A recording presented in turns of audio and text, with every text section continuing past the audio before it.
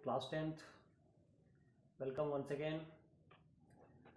आज हम आपको बायोलॉजी का क्लास शुरू करेंगे और बायोलॉजी का पहले सिलेबस आपको बताते हैं। जैसा कि आप जानते हैं कि थोड़ी सी प्रॉब्लम क्या हो रही है, बल्ब का थोड़ा सा लाइट आ रहा है, तो आज भर एडजस्ट कर लीजिए, कल फिर देखते हैं। तो ऐसा है कि आप जैसा कि जानते हैं कि साइंस फिजिक्स केमिस्ट्री पढ़ाने के समय ही पहले बता दिए थे कि कैसा कि कितने मार्क्स का क्या होगा। तो बायो जो है वो बोर्ड में 28 मार्क्स का आता है और ये 28 मार्क्स आउट ऑफ 80 है।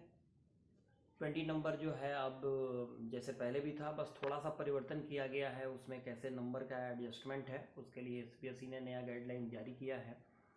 स्कूल में आपको बताया ही जाएगा, या उस पर आपको ज़्यादा अभी फोकस करने की ज़रूरत नहीं है। पहले बस घर में रहें, सुरक्षित रहें, ये देखिए, और घर बैठे अपनी पढ़ाई करते रहें, ये ज़्यादा ज़रूरी है। तो ऐसा करना है कि हम इस क्लास के बारे में पहले जानें। कैसे, अगर देखें, अगर हम लोग बायोलॉजी के सिलेबस को, तो बायो में 6 चैप्टर पढ़ना है। अगर देखा जाए तो सबसे ज़्यादा चैप्टर्स हैं। चैप्टर्स का नाम पहले जानिए, इससे पहले नाम से रूबरू होइए। फर्स्ट जो चैप्टर है, नाम है लाइफ प्रोसेस।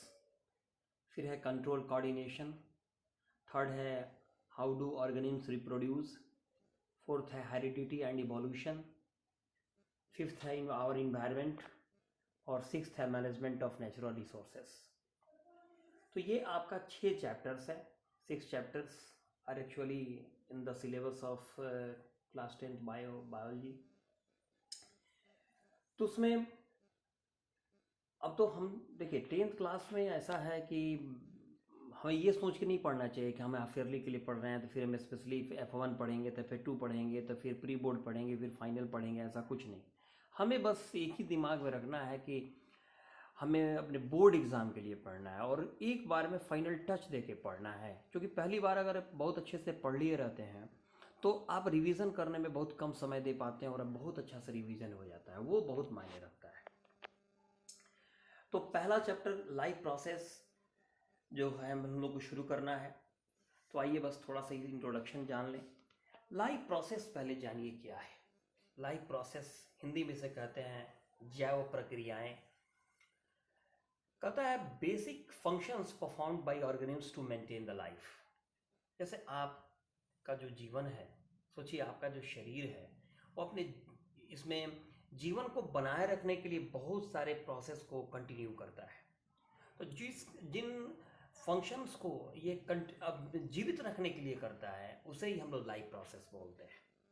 और उसमें बहुत सारे फंक्शंस हैं और एक बॉडी के अंदर अगर होने वाला, अगर हम लोग डिफरेंट प्रोसेस को अगर देखें तो बहुत सारे प्रोसेस हमारे बॉडी के अंदर होते हैं। जैसे डाइजेशन चल रहा होता है, रेस्पिरेशन चल रहा होता है, ट्रांसपोर्टेशन होता है, एक्सक्रीशन होता है, नर्वस सिस्टम का अपना काम चल रहा होता है, रिप्रोडक्शन हो रहा होता है। लेकिन इसके अलावा भी बहुत सारे हैं। लेकिन जानना ये है कि कौन ऐसा प्रोसेस है जिसके बिना जीव जिंदा नहीं रह पाएगा। अब जैसे देखिए, आप समाज में बहुत ऐसे लोगों को देखे होइएगा जिनके बाल बच्चे नहीं होते हैं।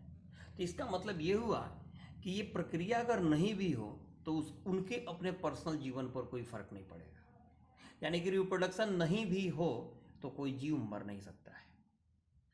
दूसरा, नर्वस सिस्टम के बारे में सोचिए। एक नॉर्मल इंसान भी जिंदा रहता है, एक एबनॉर्मल इंसान भी जिंदा रहता है। यानी कि जो मेंटली डिसऑर्डर है, यानी पागल है आम भाषा में कहा जाए, तो उसके अंदर भी ऐसा नहीं है कि जीवन नहीं है, जीवन तो उसके अंदर भी है। अब ये है कि ब्रेन सिस्टम प्रॉपरली काम नहीं कर रहा है, नर्वस सिस्टम प्रॉपरली काम नहीं कर रहा है, तो उसका जीवन सुंदर नहीं है। लेकिन ऐसा नहीं है कि वह जिंदा नहीं है। इसका मतलब ये भी जो है वह जीवन को सुंदर बनाने के लिए हो सकता है, लेकिन ऐसा नहीं है कि इसके बिना जीवन नहीं चलेगा। अब जरा सोचिए इन चारों के बारे में। आप खाना खाएं और वो डाइजेशन ही नहीं हो, आपके अंदर सांस लेने का प्रोसेस बंद हो जाए, आपके अंदर ट्रांसपोर्टेशन यानी जो भी डाइजेस्टेड फूड है या फिर आपका ऑक्सीजन वगैरह है पूरे अगर पूरे बॉडी में ट्रांसमिट नहीं हो, या फिर हार्मोन का जाना रुक जाए, जो आपके शरीर के अंदर जो डिफरेंट वेस्ट्स बन रहे हैं उनका निकलना बंद हो जाए, तो इसका मतलब ये 4 प्रोसेस जो हैं अगर ये नहीं हो तो हम कभी जीवित नहीं रह सकते। तो मतलब साफ है, ये वो 4 प्रोसेस हैं, बेसिक फंक्शन हैं जो जो कोई ऑर्गेनिज्म अपने लाइफ को मेंटेन करने के लिए करता है। तो जब भी अपने जीवन को मेंटेन करने के लिए अगर कोई ऑर्गेनिज्म फंक्शन कर रहा होगा तो वही जो प्रोसेस होते हैं, वही जो बेसिक प्रोसेस होते हैं, वो लाइफ प्रोसेस कहलाते हैं।